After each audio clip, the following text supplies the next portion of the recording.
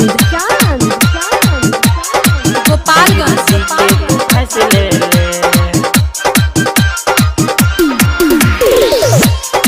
धीरू जी के तू फैसले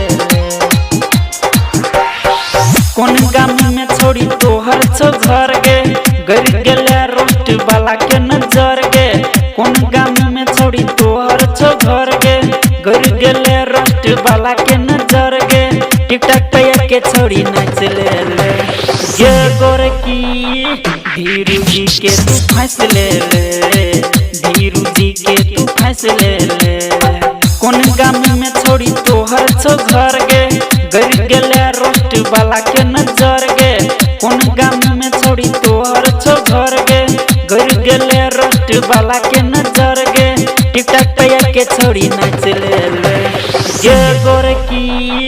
धीरू जी के तू फैसले ले धीरू जी के तू फैसले ले धीरू जी के तू फैसले ले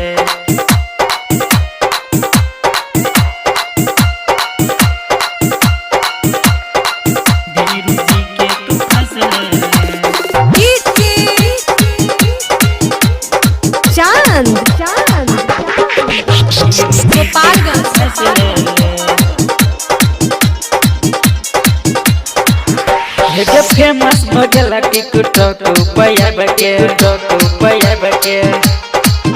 हे करछ बात रोज लाइव में आबके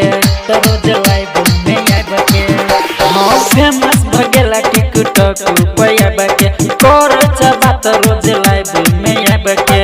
बनबे टिकटॉक करछ रोमांस गे एक बेर हमरो सबके देना तू चांस गे सारी पहिर के तू नाच ले ले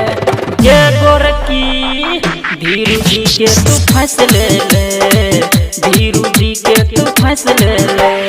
धीरू जी के तू फैसले ले चांद गोपालगंज फैसले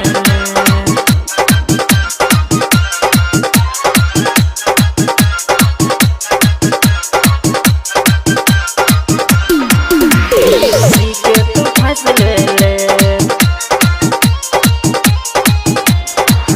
हेगे लगा देले धीरू के मोहनी मूरतिया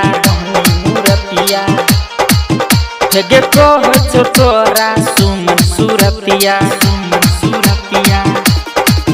हेगे लगा देले धीरू के मोहनी मूरतिया कहछ तोरा सुमन सूरतिया करन छौरी तू हमरा के माना